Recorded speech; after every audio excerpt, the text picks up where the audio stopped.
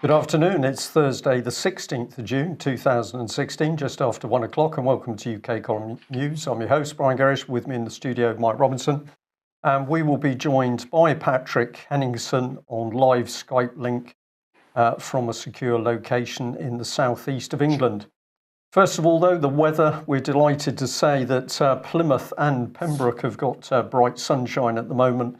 Most of the reports from across the rest of the country are grey, cloudy and not too good. So that's a bit of a shame. Well, let's start off the news with some good news, and that is that as we were putting our content together this morning, in came BBC breaking to say that singer Sir Cliff Richard will face no further action over allegations of historical sexual abuse, according to prosecutors. So that must be good news. And of course, we can see that all of the investigations into paedophilia in the UK is proceeding well, Mike. That certainly seems to be. Yeah, well, we'll leave that there and move on overseas. Of course, France is in a pretty interesting condition at the moment, not too much appearing in UK media. No, so this is France 24, the French president threatening to ban demonstrations because of the ongoing violence in Paris. And so this is yesterday, he was threatening that ban at a time when France is hosting the Euro football tournament, when it's faced with terrorism. Demonstrations can no longer be authorised if property and people and the public property cannot be safeguarded. And that was according to Hollande's spokesperson, Stéphane Le Foll. So, you know, this follows on from something we've been talking about for several months, Brian and Patrick, because they keep continuing to extend the limitations imposed by what they've effectively suspended their constitution under emergency powers as a result of so-called terrorist attacks. And this seems to be even a ramping up of that situation. A ramping up, but of course we're not getting it described in those terms in other news sources. So if you analyse it, France is in an extremely serious condition with a few people controlling the whole country. Patrick, what's your take on France at the moment? Well, the World Cup has a geopolitical dimension to it. I think if you look at it closely, it's very difficult to argue that it doesn't. This has to do very much with the World Cup in 2018, which is, I believe, that is supposed to be hosted by Russia. So the stakes are high. If you remember when that bid went in Switzerland, the UK sent David Cameron, Prince William, and David Beckham to try to secure the World Cup at that year for England. I think that was in 2010. And they came home empty-handed. And ever since then, there's been kind of a vendetta to take this competition back off Russia. As we know, the prestige of hosting the World Cup and what it can do for countries and image in the eyes of the world is very good, on par with the Olympics, even more so. So David Cameron's made no secret. He would like to snatch that from Russia and award it to someone else, which of course would be England.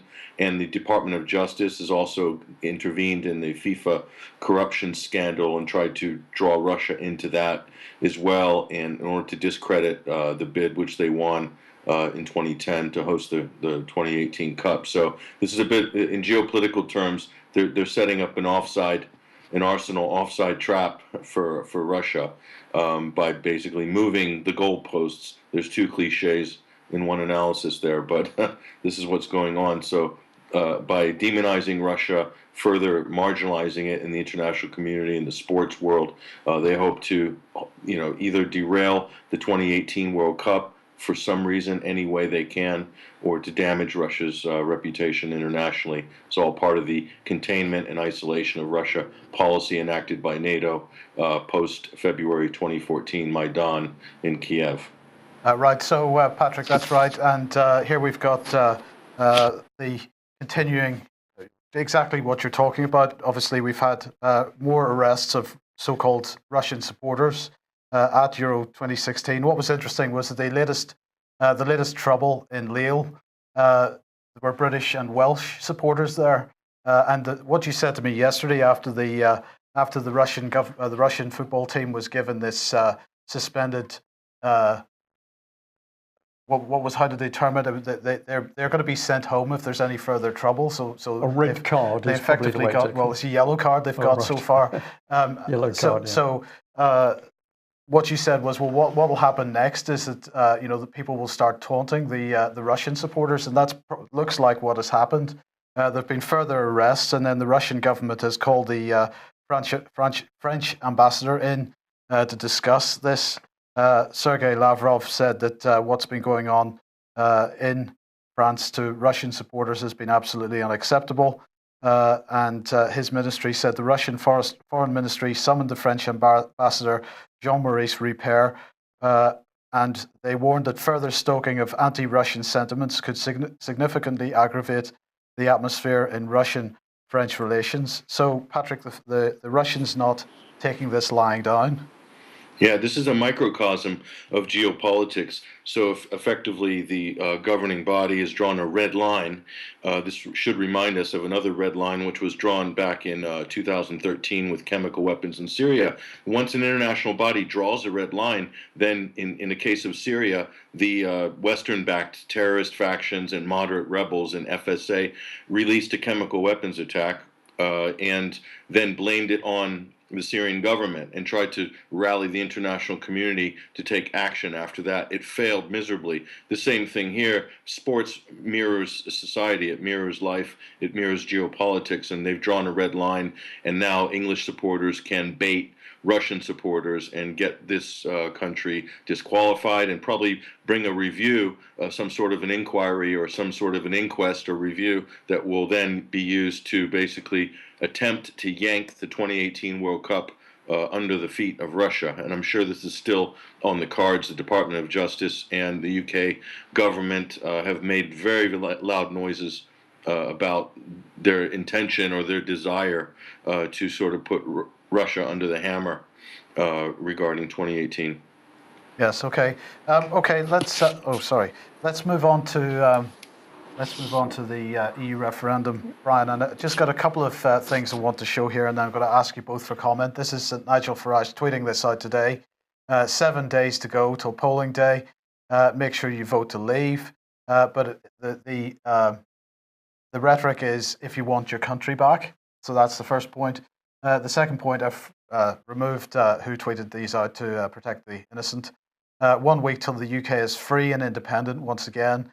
One final push and we will win this vote.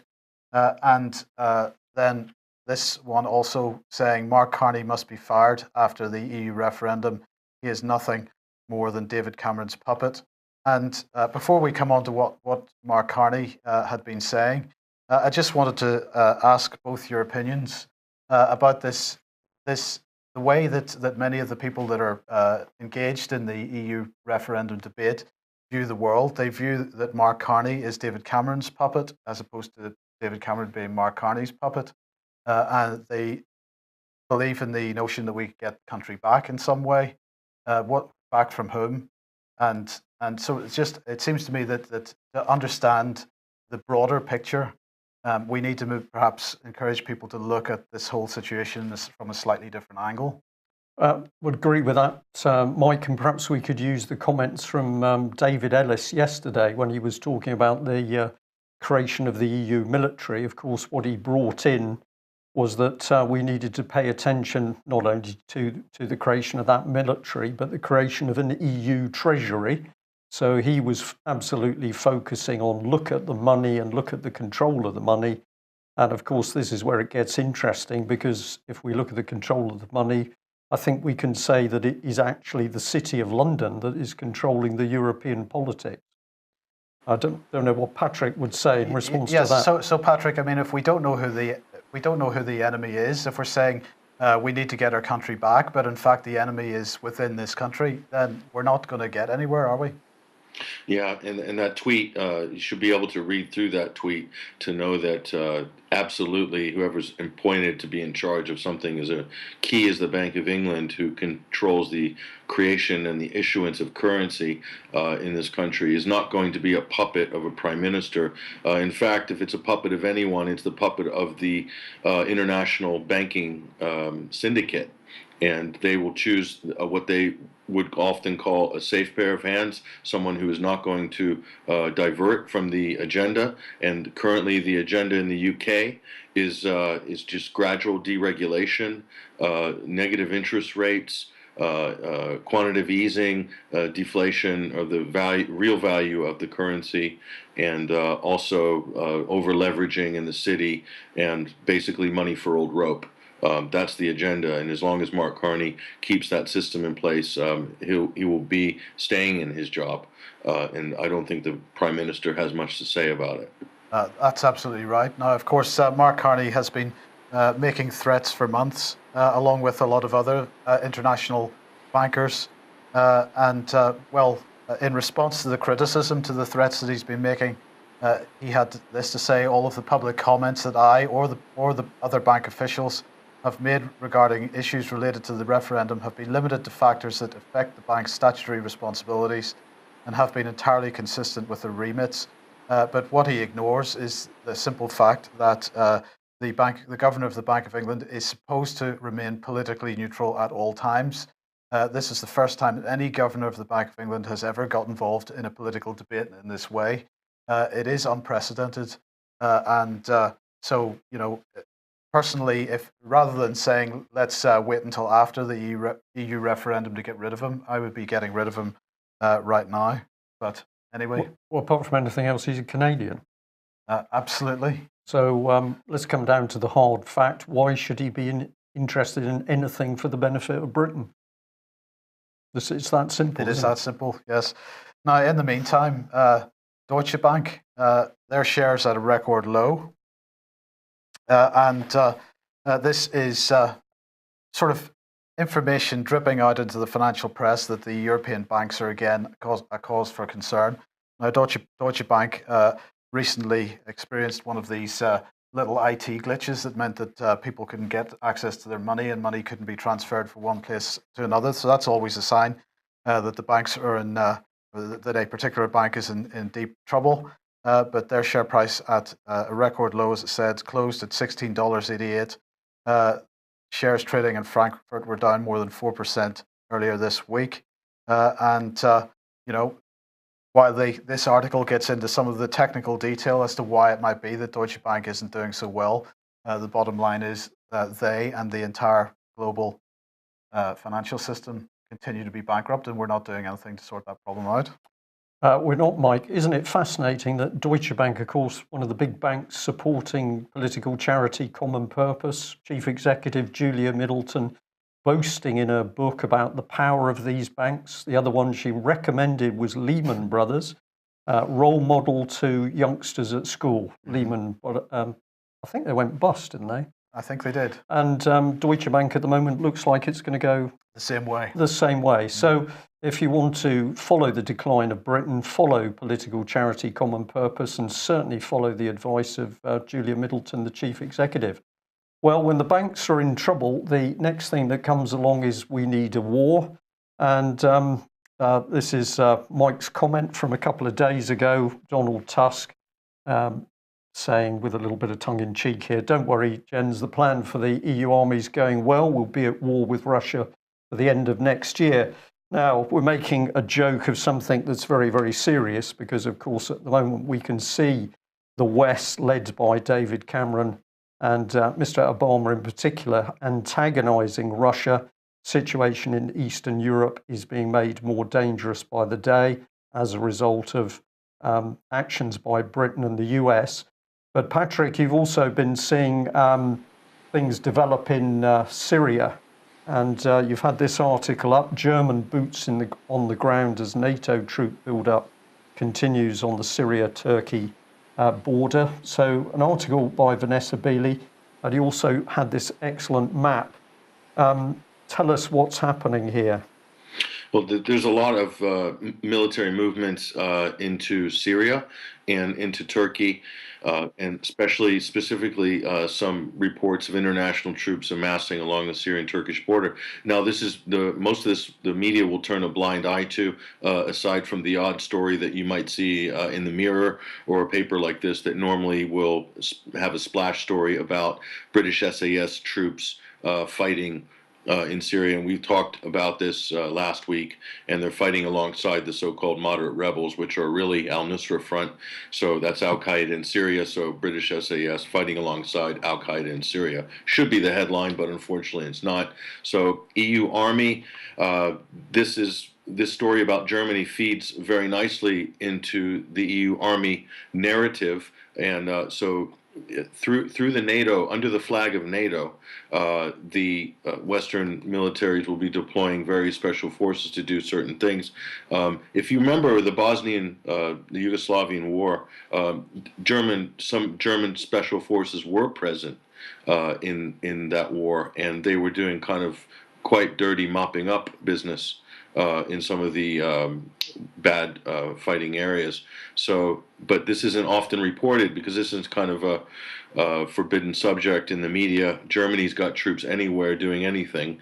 This is always going to get seized upon by certain tabloids as being a bad thing. But again, the thing that will glue the EU army together will be overseas commitments. Once those are established, once everyone's invested in overseas conflicts, and then if an EU army is then formed, this is the glue that will hold it together and also hold Europe together. Because, hey, we can't break up now. This is a international security, a super European security issue.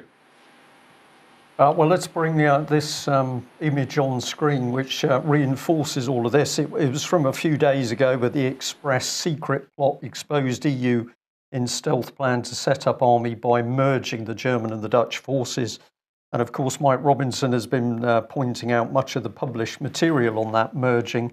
And here we've got Syria now. Bring in the Germans. Well, actually, it won't just be the Germans, because you're absolutely right, Patrick. Who's going to come in? This is going to be joint EU operations. So you give them a live testing area for the formation of the EU military. And one of the things I'll just add to that is that we keep hearing that the Leave campaign is remarkably shy about talking about the formation of the EU military. So whereas you would expect them to be grasping this as something to really sell to the British public, we need to get away from this European Union dictatorship. The moment the formation of the EU military is mentioned, Leave is allegedly going a bit squeamish. So a little bit of research to be done into that. But if the military is the iron fist, then of course what's going on behind all of that is stealth politics. And let's have a look at this BBC article and follow it through to see how this subversion by stealth works. So, British-Iranian woman accused of Iran regime plot. Now, whether this lady is guilty or not is not known at the moment, but what we want to illustrate is what's going on around her. But she's sold by the BBC as being, of course, a loving mum. She's a housewife, and those nasty Iranians have got her in prison. This is part of the report that she's been picked up essentially by the secret police in Iran, and they're saying through membership in foreign companies and institutions, she's participated in designing and executing media and cyber plots with the aim of a peaceful overthrow of the Islamic Republic. Now, some very interesting things in there: media, cyber plots, and overthrow. I'll just give you a couple more bits down here. Foreign Office has got very upset about this, and they've unleashed the Middle East Minister Tobias Ellwood, Conservative MP for the Bournemouth area, and he's doing his best to get this lady free. What's interesting about this man is, of course, he's connected with Ruzi, and we'll come on to them again in a minute. So I've put in blue, that's one of his articles he's boasting has been accepted by Ruzi. And the Jewish Chronicle a little while ago was really fluffing him up as a upstanding MP, promoted by David Cameron, toured the Middle East, and of course he's a big member of Conservative Friends of Israel. This same Jewish Chronicle article, of course, also promotes Brooks Newmark, and remember he was the MP who was eventually disgraced for posting images of himself largely unclothed, so if you're a weak disposition, look away. And of course it was Brooks Newmark who was the man who worked very, very hard in the background to support General Idris on the Turkish border in order to help destabilize Assad. So we'll keep going with this, and then I'm going to ask Patrick for a bit of comment. Well, the lady who is in prison in Iran was working for this organization, Thomson Reuters Foundation. They've denied that they have any connections with Iran. This is the lady making the statement, Monique Villa. She says, we haven't done anything in Iran. We're not doing anything with Iran. This particular journalist has not been connected with Iran except from the fact that she's family connections. But when we look at the Thomson Reuters Foundation, we've got trust law connects the best law firms in the world with NGOs and social enterprises working to create social and environmental change. So we've got millions of dollars going through Thomson media outfit. And what are they working to do? Create social change through law firms. Well, follow it through. We say it's BBC subversion. They should know. So this was an article where we pointed out the BBC was encouraging women to break the law in Iran by not wearing the hijab hairdress. And we've also pointed out BBC media action using government money, US government money, in order to overthrow regimes. And this was Juliet Harkin, a former BBC Media Action project manager, boasting that they were using moderates inside the Syrian government in order to help start change within the country. In my book, Patrick, that is subversion, isn't it? Working inside a nation state to help destabilize the government. Yes, and then when that person, if that is indeed what the case is, which according to what you've shown there, it looks like that's what it is. But and then what you have is the international outrage and indignation industry kicks into high gear and says, oh, it's a member of the press, and oh, they're there doing work for an NGO, as if they're protected under the umbrella of the term NGO. But what you have, Brian, is that a lot of these so-called NGOs, they're flying the flag of the non-governmental organization.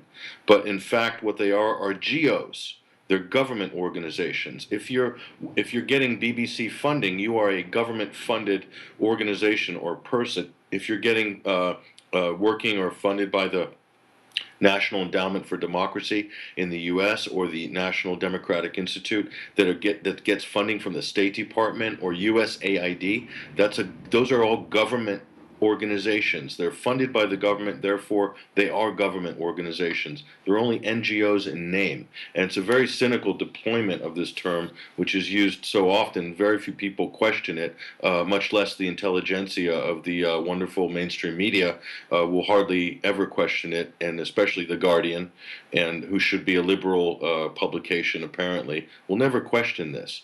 And so this is an area of investigation that should be a goldmine for journalists. Yet the journalists, most of them, they shy away, if not run away in the opposite direction of this topic, which I think is very important. This is subversion. This is how the colonization process works, by creating a shadow state or shadow organizations to destabilize a country from within. It's smart power, it's soft power, it's all these things. It's dark power, in fact, because it's done in stealth. It's absolutely done in stealth. And of course, BBC, £3.65 billion of public money to run this sort of operation. But we've also got BBC Global. But let's come back to what the Iranians had to say. This has also been reported here in the New York Times.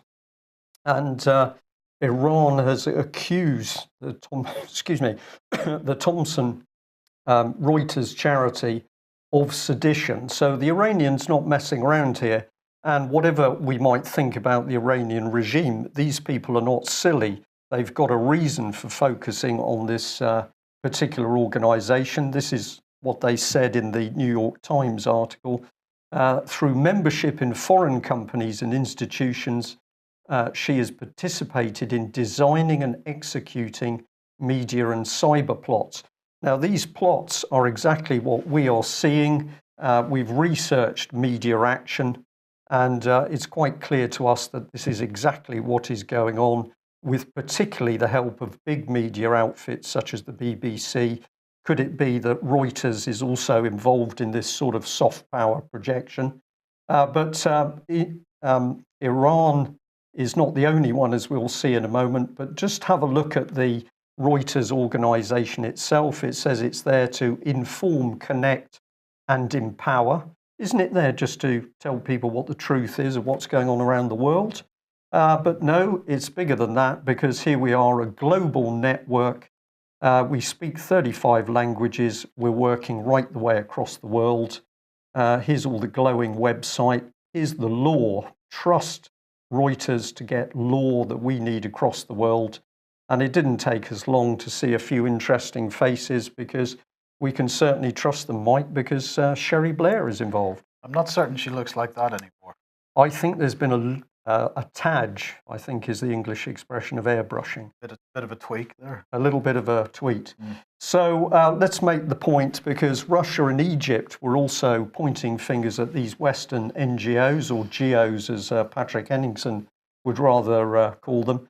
And we've got some articles here where Putin is highlighting that he doesn't want these organizations in his country. And he was pretty outspoken. He's banning them. Why are the Russians banning them? Why were the Egyptians trying to get rid of these organizations?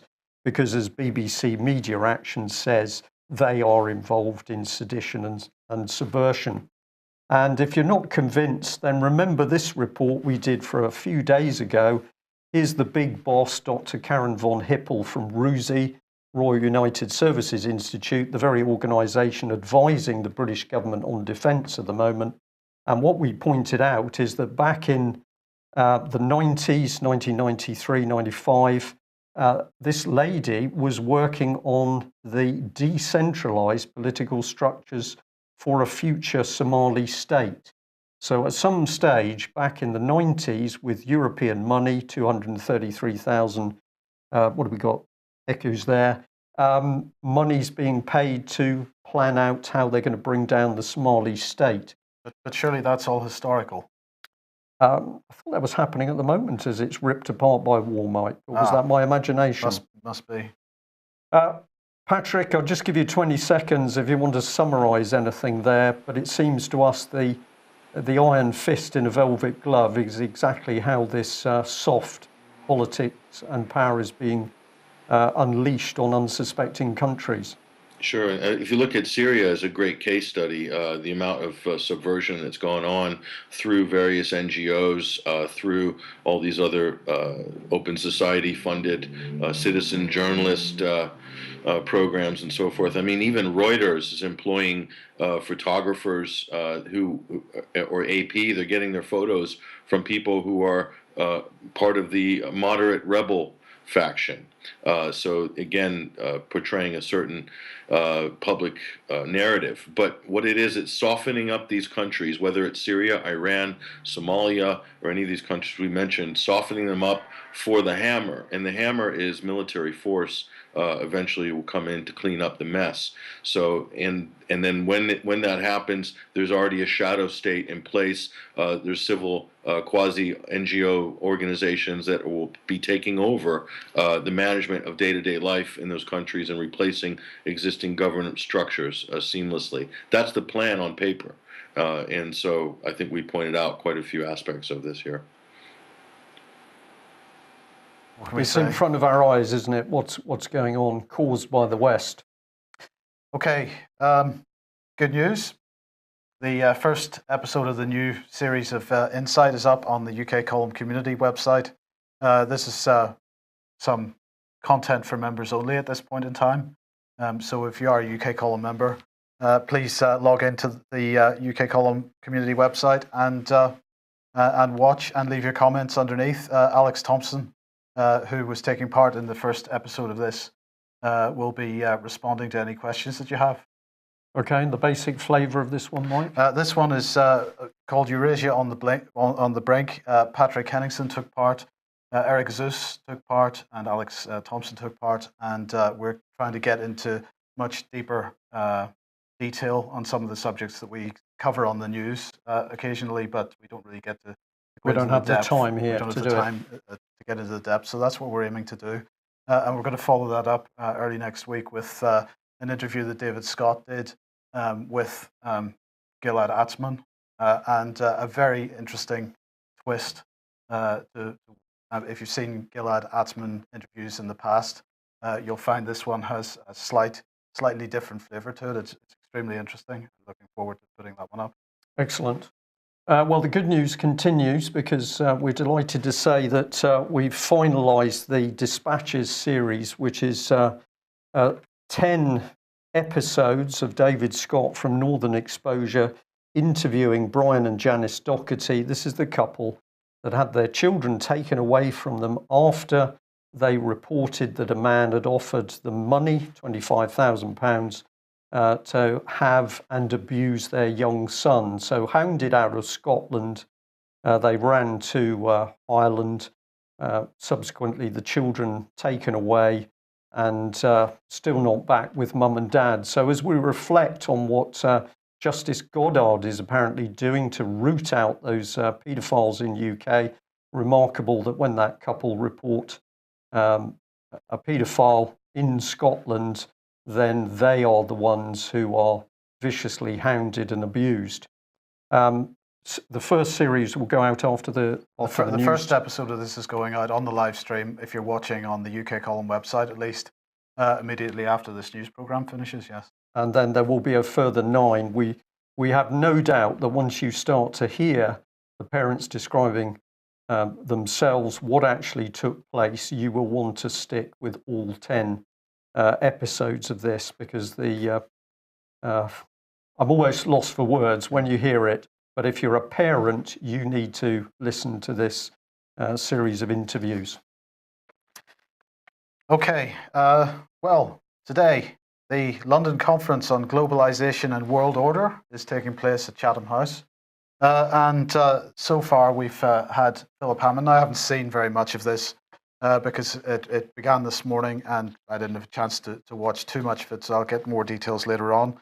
But this was Philip Hammond speaking, and he was saying that UK is respected worldwide, but we would be less valuable and less important to our allies outside the European Union. That was one of the non-things that he said. And he also said that the world asylum system is creaking under the weight of a surge in conflict. And I just thought to myself, it never ceases to stagger me how willing our MPs are to be so horrendously hypocritical. Well, they're disgusting people, Mike, to really sort the country out. Just my opinion, but I think we need all of the existing MPs taken out of Parliament, and we also need to get rid of the party system. We need individuals of morality and common sense back in Westminster. Yes. So hopefully the Brexit vote is going to put the marker down that something has to happen if this country is going to be brought back to an even keel. Sanity. Sanity, yeah. Well, yesterday we were talking about how great it was that there was so much leadership going on and how the world is really reacting well to all this leadership that we're seeing. And we talked about the Foreign and Commonwealth Office Future International Leaders Programme. And we talked about the Digital Leaders Programme, which Matt Hancock was speaking at yesterday. We now have at least one winner from last night's awards ceremony. I haven't seen any of the others yet. If there's anybody interesting, I'll bring it up. But Wigan Council has been crowned Digital Council of the Year at the awards in London, so it goes on. I don't really want to say much more about what this is about, but they've got a whole bunch of digital services that they're rolling out. But as we pointed out yesterday, along with the digital services comes the transformation of the organization into something which isn't necessarily very good. But here's why we're really covering this, because the United Nations is now pushing for the 2016 class of young leaders. Here is their website. It's a delightful website, as you can see.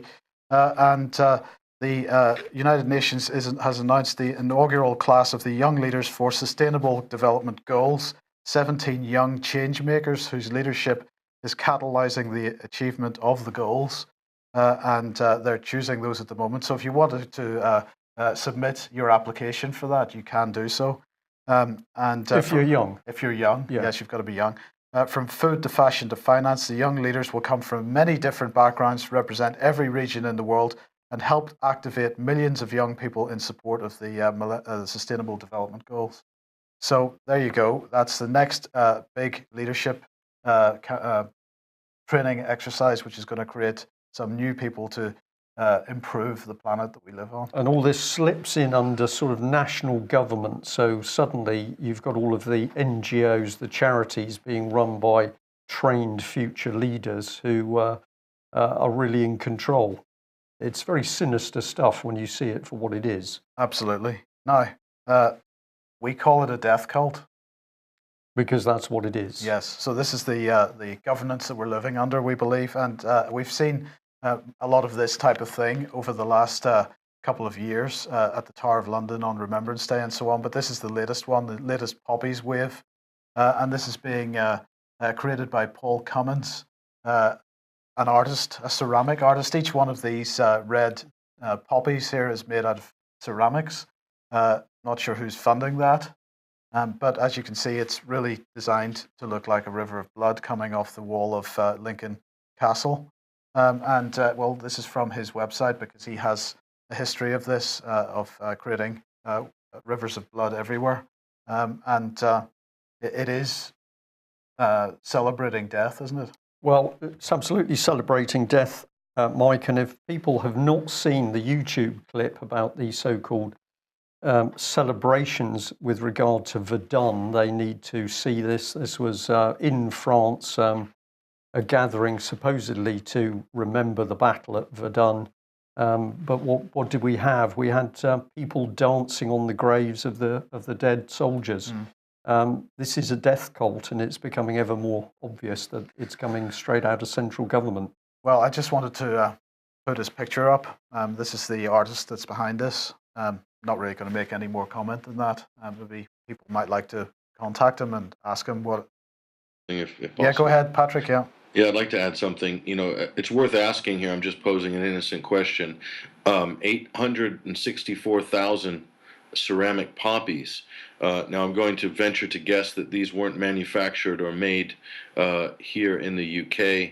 If they were, I stand corrected, but is it possible that these might have been made in a developing world country at slave labor rates? This is a question I'm just throwing out there. I could be wrong, in fact, but that would be an interesting question to answer. So maybe some of us could contact the artist and ask that question. In a polite, reasonable way, of course, because that's the best way to get information out of the system. Well, we have a particularly polite and reasonable tweet coming. This is superb. Well, we wanted to end on a high, and the high is that clearly people are certainly beginning to wake up to what our politicians are really about. We thought this was an outstanding tweet. We had to have a look and consider it. It says, decisions, which psychopath has my best interests at heart?